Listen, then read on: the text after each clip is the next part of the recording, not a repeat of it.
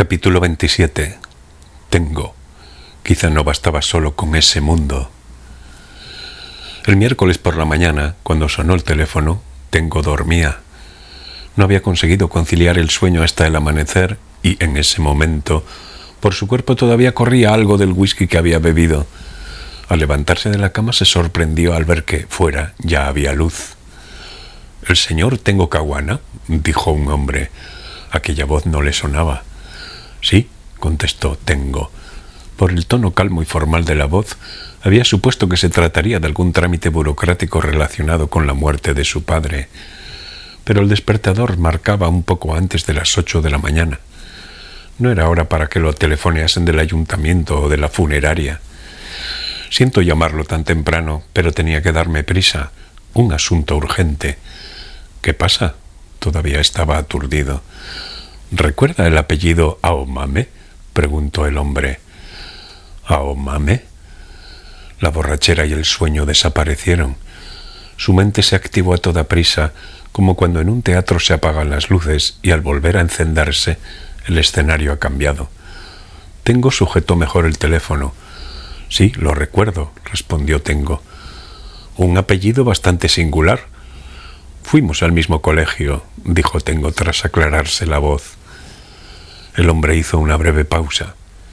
«Señor Caguana, dígame, ¿le interesa que hablemos ahora de la señora Aomame?»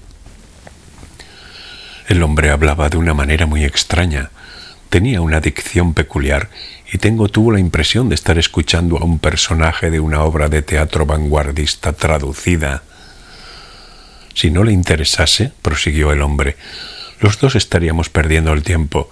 Colgaría el teléfono de inmediato». «Sí que me interesa», se apresuró a contestar. «Pero, ¿podría decirme qué tiene usted que ver con ella?» «He de darle un mensaje de parte de la señora Aomame», dijo el hombre, ignorando la pregunta de Tengo. «Ella desea verlo. ¿Y usted tiene intención de encontrarse con ella?» «Sí», contestó Tengo. Carraspeó para aclararse la garganta. «Hace mucho tiempo que quiero verla». «Perfecto. Ella quiere verle. Y usted también desea encontrarse con ella». De pronto, Tengo se dio cuenta de que el aire de la habitación era gélido. Cogió una chaqueta que tenía a mano y se la puso encima del pijama. «Entonces, ¿qué debo hacer?», preguntó. «¿Podría subir al tobogán cuando haya oscurecido?», dijo el hombre. «¿Al tobogán?», dijo Tengo. «¿De qué narices está hablando?» «Me dijo que usted lo entendería. Quiere que suba al tobogán. Yo me limito a transmitirle lo que Aomame me ha dicho». Inconscientemente, Tengo se pasó la mano por el cabello. Como acababa de levantarse, estaba alborotado y enmarañado. «El tobogán desde el que contemplé las lunas. Claro, es ese tobogán». «Creo que sé a lo que se refiere», dijo Tengo con voz seca. «Perfecto. También me dijo que, si desea llevar algo valioso consigo, lo haga, para poder trasladarse lejos los dos». «¿Algo valioso?», repitió Tengo, sorprendido. «Algo que no quiera abandonar». Tengo dio vueltas a lo que acababan de decirle. «No le entiendo. ¿Trasladarse lejos? Quiere decir que nunca más volveré aquí». «Eso yo no lo sé», dijo el hombre. «Como le he dicho, me limito a transmitirle el mensaje». Tengo reflexionó mientras se pasaba los dedos por el cabello enredado. ¿Trasladarse lejos los dos? «Puede que me lleve unos folios». «No debería haber ningún problema», dijo el hombre. «Elija usted con toda libertad lo que quiera llevarse, pero, en cuanto al equipaje, me ha dicho que no debería estorbarle para poder utilizar libremente ambas manos». «Algo que me permita utilizar libremente las manos», dijo Tengo. «Es decir, que no puedo llevar una maleta, ¿no?» «Supongo que no». No conseguía imaginarse la edad, el rostro ni la estatura de aquel hombre por su voz. Esta no le proporcionaba ninguna pista concreta. Tenía la impresión de que, en el instante en que colgase, olvidaría incluso esa voz. La personalidad y las emociones, si existían, se escondían muy al fondo. Eso es todo lo que tenía que comunicarle. «¿Está bien Aomame?», preguntó Tengo. El hombre midió sus palabras. Físicamente está perfecta, pero se encuentra en una situación un tanto acuciante. Debe prestar atención a cada movimiento que hace. Si cometiera el más pequeño error, podría sufrir algún daño. «¿Sufrir algún daño?», repitió Tengo mecánicamente. «Será mejor que no acuda usted muy tarde», dijo el hombre. «El tiempo se ha convertido en un factor crucial». «El tiempo se ha convertido en un factor crucial», repitió Tengo para sus adentros. ¿Le pasa algo a la manera de hablar de este hombre o soy yo que estoy demasiado nervioso? «Creo que podré estar allí a las 7», dijo Tengo. «Si por alguna razón no pudiera encontrarme con ella esta noche, iré mañana a la misma hora». «Bien, entonces ya sabe a qué tobogán se refiere». «Creo que sí». Tengo miró el reloj de pared. Todavía faltaban 11 horas para las 7. «Por cierto, me he enterado de que su padre falleció el domingo. Lo acompaño en el sentimiento», dijo el hombre. Tengo le dio las gracias casi maquinalmente. Luego pensó: «¿Cómo sabe eso?». «¿No podría hablarme un poco más de Aomame?», dijo Tengo. «Decirme, por ejemplo, dónde está, qué hace». «Está soltera y trabaja de instructora en un gimnasio en Hiroo. Pese a ser una excelente instructora, ciertas circunstancias la han obligado a abandonar su trabajo, y desde hace algún tiempo da la casualidad de que vive cerca de usted. El resto será mejor que se lo pregunte directamente a ella». «¿En qué clase de situación acuciante está envuelta?». El otro no le contestó. A lo que no deseaba responder, o a lo que no consideraba necesario responder, no respondía. Tengo se dijo que, últimamente, le rodeaban muchas personas como ese hombre. «Entonces, hoy a las 7 encima del tobogán», dijo el hombre. «Espere un momento», dijo rápidamente Tengo. «Quiero preguntarle algo. Alguien me ha advertido de que me vigilan y que, por lo tanto, debo andar con cautela. ¿No será usted el que me vigila?». «No, no soy yo», respondió el hombre sin titubear. «Pero será mejor que vaya con cautela, tal como le han recomendado». «¿Cree que existe alguna relación entre el hecho de que alguien me vigile y el que ella se encuentre en una situación bastante especial?». «Especial no, acuciante», corrigió el hombre. «Sí, seguramente, de algún modo, las dos cosas están relacionadas». «¿Hay algún peligro?». El hombre hizo una pausa y eligió cuidadosamente sus palabras, como quien separa legumbres distintas que están mezcladas en un montón. «Si considera un peligro la posibilidad de no volver a ver jamás a Aomame, sí hay peligro». Tengo intentó, a su modo, reordenar mentalmente aquellas palabras, aquel mensaje dicho con extraños circunloquios. Aunque no conseguía imaginar a qué situación se refería ni su trasfondo, comprendió que debía de ser una situación peligrosa. Si saliera mal, es posible que no volvamos a vernos nunca más. «Eso es». «Entiendo, tendré cuidado», dijo Tengo. «Siento haberlo llamado tan temprano. Lo habré despertado». Inmediatamente después de decir esto, el hombre colgó.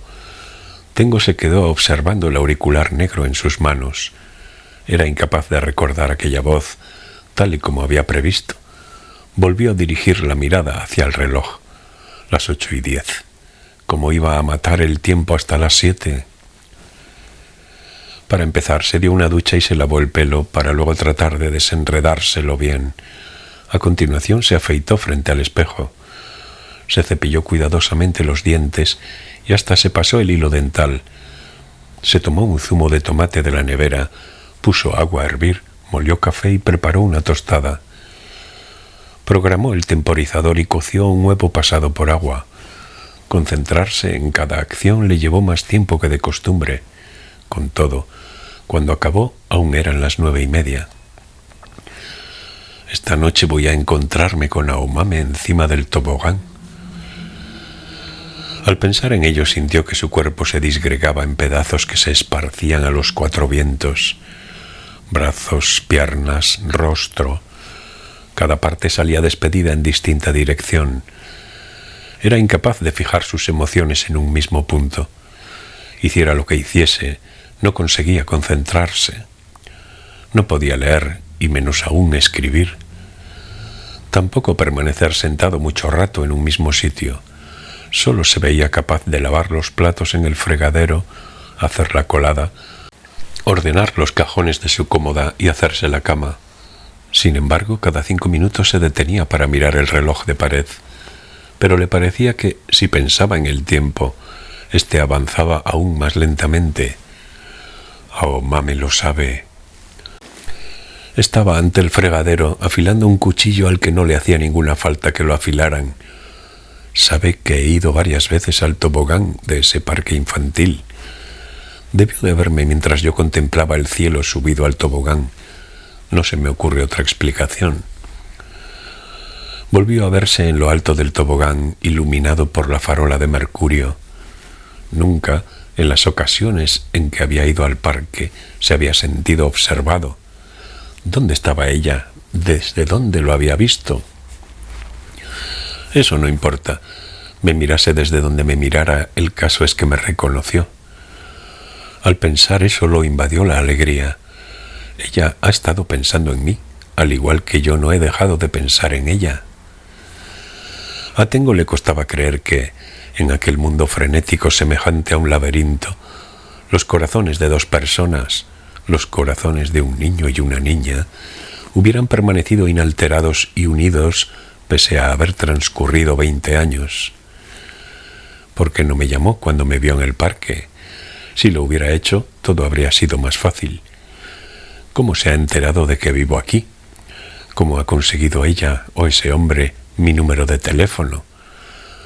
No le gustaba que lo telefoneasen, así que su número no constaba en la guía telefónica. Ni siquiera se podía conseguir a través de un operador. Seguía sin comprender muchas cosas, y las líneas que componían la historia eran intrincadas. No discernía qué línea estaba unida a qué otra, qué hechos habían provocado que ocurrieran otros, pero, si lo pensaba bien, desde la aparición de Foucari había vivido en un mismo lugar, un lugar donde había excesivas preguntas sin respuesta.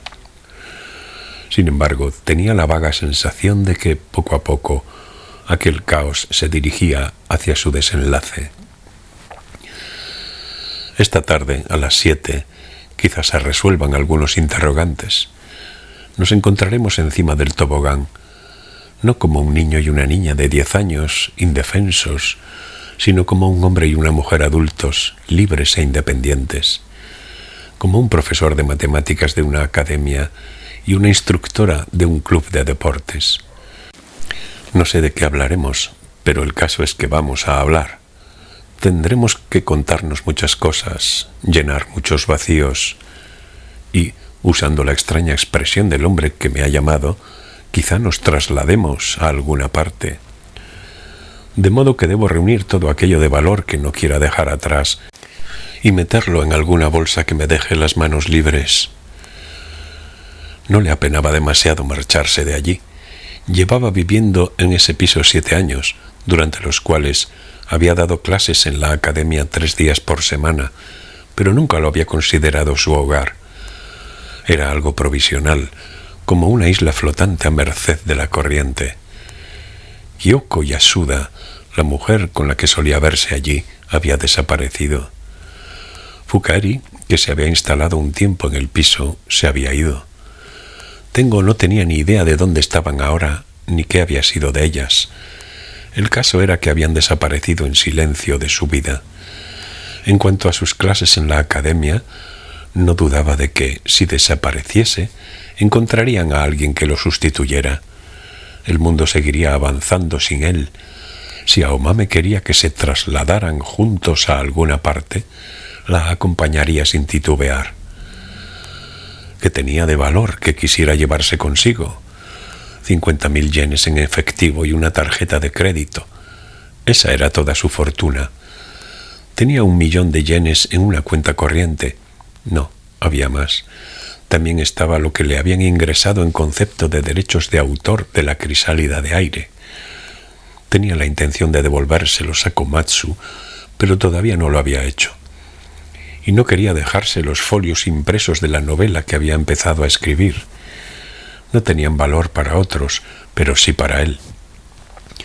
Metió las hojas en una bolsa de papel y después puso esta en el bolso bandolera de nylon rígido color granate que utilizaba cuando iba a la academia.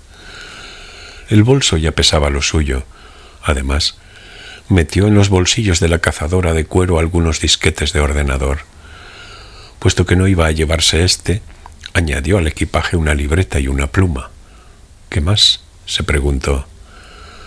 Recordó el sobre que el abogado le había entregado en Chikura, donde estaba la cartilla de ahorros y el sello legal de su padre, la copia del registro de familia y la misteriosa, supuesta fotografía familiar que le había dejado su padre. Quizá debía llevarse el sobre. Sus diplomas y méritos académicos, así como las distinciones de la NHK de su padre, los dejaría. Decidió no llevarse mudas ni artículos de aseo. Además de que no cabían en el bolso bandolera, allá donde fueran podría comprarlos. Cuando acabó de embutirlo todo en el bolso, no le quedaba nada más que hacer. Ningún utensilio de cocina por lavar, ninguna camisa que planchar. Volvió a mirar el reloj de pared, las 10:30. Pensó en telefonear al amigo que lo había sustituido en la academia, pero recordó que se ponía de mal humor si lo llamaban antes del mediodía. Vestido, se tumbó en la cama y dio rienda suelta a sus pensamientos. La última vez que había visto a Aomame, los dos tenían 10 años. Ahora ambos tenían 30. Durante todo ese tiempo los dos habían vivido sin duda muchas cosas, unas buenas y otras no tan buenas, y quizás más de estas últimas. Los dos debían de haber cambiado mucho. Ya no eran unos niños. ¿Sería esa Aomame la Aomame que él había estado buscando? ¿Y sería él el Tengo Kawana que buscaba a Aomame? Pensó en el encuentro de esa noche sobre el tobogán. Al acercarse el uno al otro, ambos podían llevarse un buen chasco. A lo mejor ni siquiera sabían de qué hablar. Sería muy lógico. De hecho, lo raro sería que no ocurriese así. Tal vez no deberíamos vernos, se dijo Tengo mirando al techo. ¿No sería mejor seguir separados hasta el final, sin perder la esperanza de encontrarnos algún día? Viviríamos siempre con esa ilusión. Esa esperanza sería una modesta pero valiosa fuente de calor que nos caldearía hasta lo más hondo. Una pequeña llama que protegeríamos del viento, rodeándola con la palma de las manos. Si ahora la azotase el viento impetuoso de la realidad, posiblemente se apagaría. Durante más o menos una hora, con la mirada fija en el techo, Tengo se debatió entre dos sentimientos encontrados. Por encima de todo quería verla, y al mismo tiempo le aterraba reunirse con ella. La fría desilusión y el silencio incómodo que podrían surgir paralizaban su cuerpo. Era como si éste fuera a partirse en dos. Por robusto que fuera, Tengo sabía que bastaba una fuerza aplicada en determinada dirección para revelar toda su fragilidad. Pero tenía que ver a Aomame. Su corazón lo había deseado intensamente durante 20 años. Aunque todo acabara en una decepción, ahora no iba a darle la espalda y huir. Cansado de mirar al techo, se quedó dormido en la posición en que estaba. Durante 3/4 de hora durmió apaciblemente y sin soñar. Durmió como uno duerme cuando le ha dado muchas vueltas a algo y se ha hartado de pensar. Lo cierto era que en los últimos días solo había dormido a ratos y nunca profundamente. Hasta que oscureciera, necesitaba recuperarse de toda la fatiga acumulada. Cuando saliera del piso, debía dirigirse al parque infantil con energías renovadas. Su cuerpo le pedía descansar, relajarse. Cuando el sueño empezaba a invadirlo, oyó, o le pareció oír, la voz de Kumi Adachi. Debes irte de aquí cuando amanezca, antes de que se cierre la salida. Era la voz de Kumi Adachi y, a la vez, la del búho nocturno.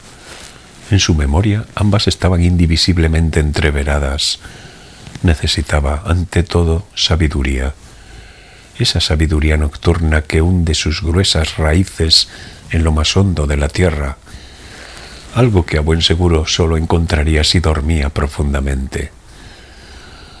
A las 6:30, Tengo cogió el bolso bandolera y, cruzándoselo por delante del pecho, salió del piso. Iba vestido de la misma manera que la última vez que había visitado el tobogán, la sudadera gris y la vieja cazadora de cuero, vaqueros y botas marrones. Todas las prendas estaban gastadas, pero se amoldaban bien a su cuerpo. Parecían haberse convertido en una parte más de éste. Se dijo que tal vez no regresaría jamás a ese piso. Por si acaso, recogió la tarjeta con su apellido de la puerta y la plaquita del buzón. Más adelante ya pensaría en lo que ocurriría con todo lo que dejaba atrás. Al llegar al portal miró atentamente a su alrededor. De creer a Fukaeri, alguien lo vigilaba, pero, como la vez anterior, no detectó nada. Solo veía el mismo panorama de siempre. Se había puesto el sol y en la calle no había un alma. Primero se dirigió lentamente hacia la estación. De vez en cuando se daba la vuelta para comprobar que nadie caminaba detrás de él.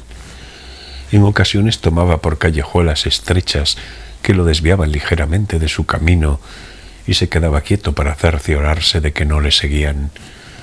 Aquel hombre le había dicho por teléfono que debía ser precavido, por su propio bien y por el de Aomame, que se encontraba en una situación acuciante. De pronto cayó en la cuenta. ¿Conocerá de verdad a Aomame, el hombre que me ha llamado? ¿Y si todo fuera una trampa bien urdida? Al considerar esa posibilidad, empezó a sentirse cada vez más desazonado. Si es una trampa, lo más lógico sea pensar que me la ha tendido Vanguardia. Probablemente, o casi con toda seguridad, Tengo figuraba en su lista negra por su colaboración en la crisálida de aire. Eso explicaba el que aquel tipo raro llamado Ushikawa, emisario de la comunidad, se hubiera acercado a él para proponerle aquella misteriosa subvención. Para colmo, durante 3 meses había alojado a Fukaeri en su piso y habían vivido juntos. Había motivos más que sobrados para que la comunidad estuviese disgustada con él. No obstante, razonaba Tengo con la cabeza ladeada, extrañado, porque entonces se habían tomado la molestia de tenderle una trampa utilizando a Aomame como cebo. Ellos sabían dónde vivía, no tenía escapatoria. Si tenían alguna cuenta pendiente con él, bastaba con ir a buscarlo. No necesitaban engañarlo para que acudiera al tobogán del parque infantil. Por supuesto, también podía ser al contrario, que pretendieran atraer a Aomame utilizando a Tengo como señuelo. Pero, ¿por qué iban a querer atraer a Aomame? No encontraba motivos. ¿Y si existiera alguna relación entre Vanguardia y Aomame? Sus suposiciones habían llegado a un punto muerto. No quedaba más remedio que preguntárselo a ella, si conseguía verla, claro está. Fuera como fuese, debía andarse con ojo, como le había recomendado aquel hombre por teléfono. Por si acaso, dio un rodeo más y se aseguró de que nadie lo seguía. Luego apretó el paso hacia el parque infantil. Llegó a las 7 menos 7 minutos. Ya había anochecido y la farola derramaba su uniforme luz artificial sobre cada rincón del diminuto parquecillo. A pesar de que por la tarde había hecho calor, cuando el sol se puso la temperatura había bajado rápidamente y había empezado a soplar un viento frío. El veranillo de San Miguel, que se había prolongado durante unos días, había dado paso otra vez al invierno riguroso. Las puntas de las ramas del olmo de agua temblequeaban como los dedos de un anciano que advertía de algo con un ruido seco. Algunas de las ventanas de los edificios que lo rodeaban estaban iluminadas, pero en el parque no se veía a nadie.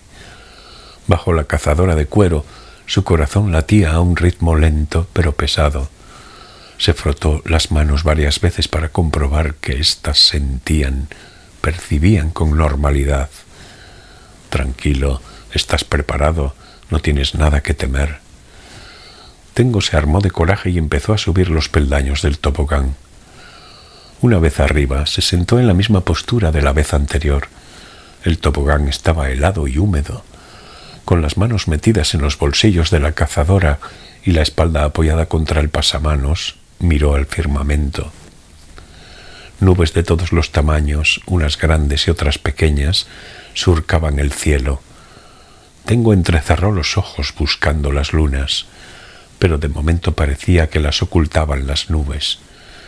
Estas no eran gruesas ni densas, sino blancas, ligeras. Aún así, poseían suficiente espesor y volumen como para esconder las lunas de su vista. Se desplazaban lentamente de norte a sur. El viento que soplaba en lo alto de la atmósfera no parecía demasiado fuerte, o quizá las nubes estuviesen a más altura.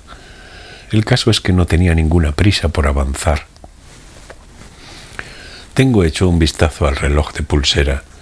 Las agujas marcaban exactamente las 7:03. Aomame todavía no había aparecido.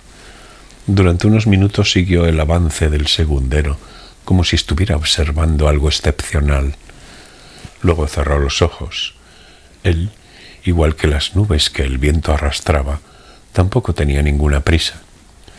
No le importaba que, a su alrededor, todo se lo tomara con calma. Dejó de pensar y se abandonó al fluir del tiempo.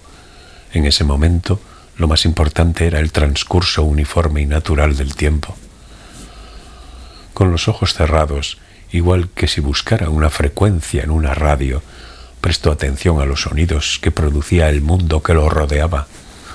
Llegó a sus oídos el ruido de los coches que pasaban sin cesar por la circunvalación número 7.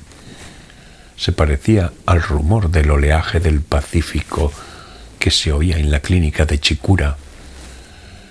Incluso tuvo la impresión de que escuchaba, lejano, los chillidos de las gaviotas. Durante un rato se oyó la breve señal intermitente que los tráileres emiten al dar marcha atrás.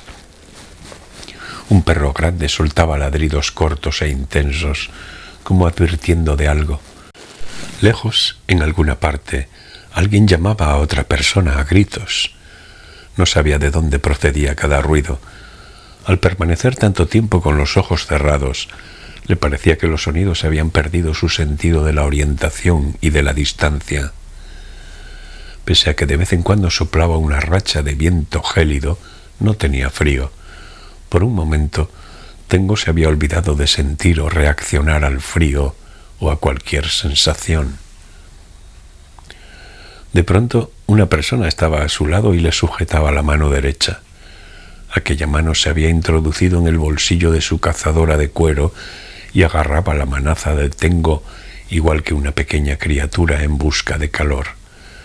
Cuando se dio cuenta, ya todo había ocurrido, como si se hubiera producido un salto en el tiempo. Una situación había dado paso a la siguiente sin previo aviso. «Qué extraño», pensó Tengo aún con los ojos cerrados. «¿Por qué sucede esto?» Hasta ese momento el tiempo había fluido con exasperante lentitud y, de pronto, se precipitaba hacia adelante.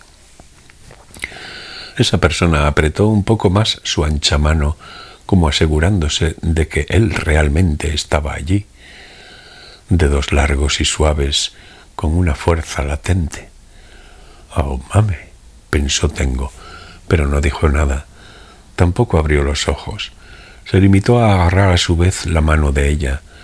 Recordaba aquella mano. En 20 años nunca había olvidado su tacto. Esta no era la mano de una niña de 10 años. Sin duda, durante aquellos 20 años, esa mano había tocado numerosas cosas, había levantado y sujetado objetos de las más diversas clases y formas. Y se había hecho fuerte, pero Tengo sabía que era la misma mano. Se la sujetaba del mismo modo e intentaba transmitirle el mismo sentimiento. En un instante, esos 20 años se fundieron en el interior de Tengo y, mezclándose, formaron un remolino.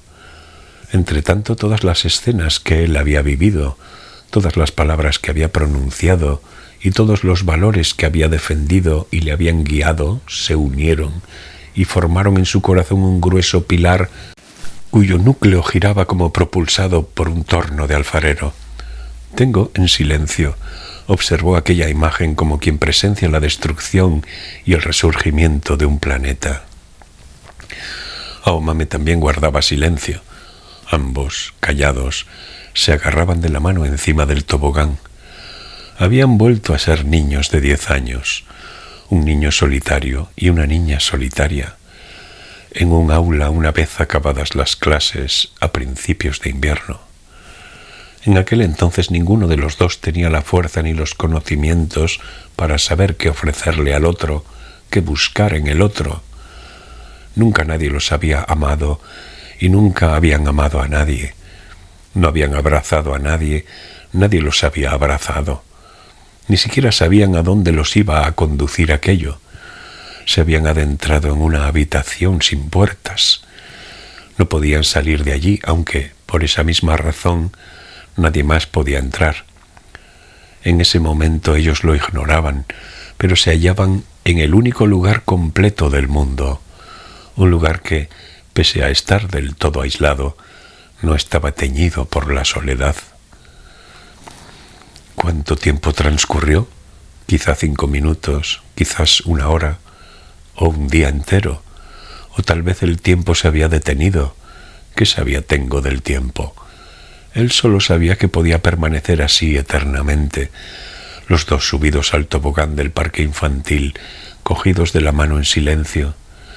Así había sido cuando tenía 10 años, y 20 años después sentía lo mismo. Sabía también que necesitaba tiempo para habituarse a aquel mundo recién venido, tan nuevo.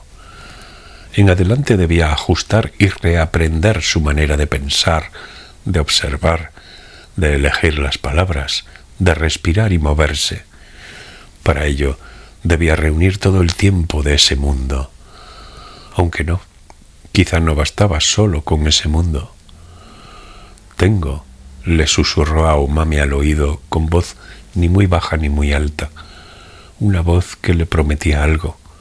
Abre los ojos. Tengo abrió los ojos y el tiempo volvió a fluir en el mundo.